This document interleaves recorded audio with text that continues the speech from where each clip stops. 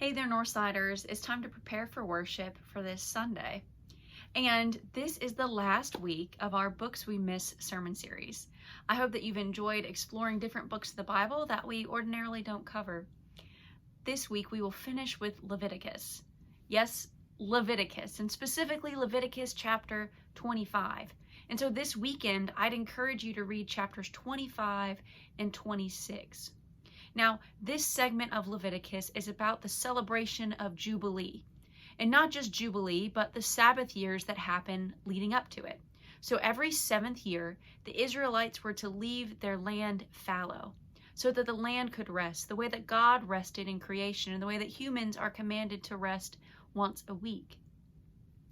And so, after 7 times 7, 49 years, the Israelites were supposed to celebrate Jubilee.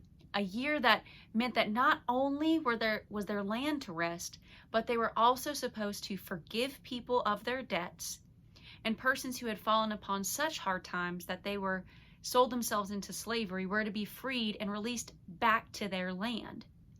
So no planting crops, people were freed of their debts, and people who were enslaved were released and sent back home to their property. This was a time of great celebration, and one of the main purposes of this was so that no one would become economically destitute from generation to generation. And the whole thing is theologically based in the belief that the land was God's. And as the land being God's, no humans owned it.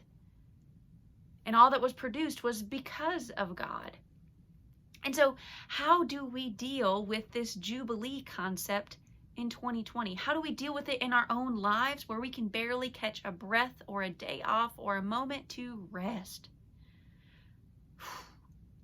How do we deal with Jubilee when some of us are swimming in student debt or medical debt? How do we deal with Jubilee as we see people oppressed? How do we celebrate Jubilee when it doesn't seem possible? This week, again, I'd encourage you to read the scripture, and I'd encourage you to lean into the tension of why we don't celebrate Jubilee, even when we can. Remember, you are loved. Be at peace.